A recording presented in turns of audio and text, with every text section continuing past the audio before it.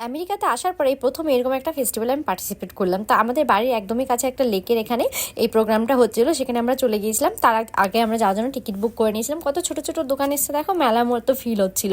আর এই সুন্দর লেকটা ছিল, এর পাশে সবাই আমরা বসেছিলাম।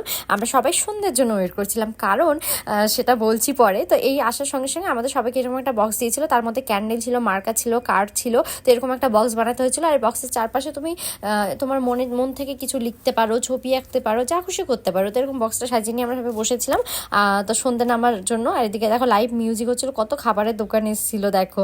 তা সন্ধে হয়ে গেছে, আমি আমার ইচ্ছা মতো একটা ছবি এঁকেছিলাম, আর আমার বর দেখো কি বিচ্ছির একটা ছবি এঁকেছে। তো সন্ধে হয়ে গেছে, সবাই সবার ক্যান্ডেলগুলো দেখো জ্বালিয়ে নিয়েছে, আর সবাই খুব সুন্দর সুন্দর জিনিস লিখেছিল, ছবি এঁকেছিল। আমি অনেকের দেখেছিলাম, বেশ ভালো লাগছিল।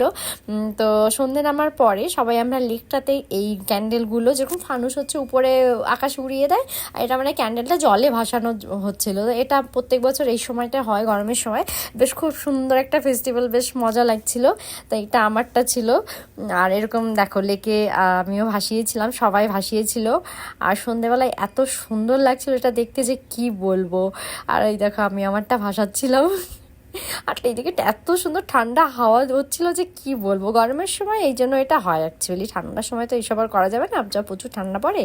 আর এইদিকে আমার বড় ভাসিয়ে দিল দেখো।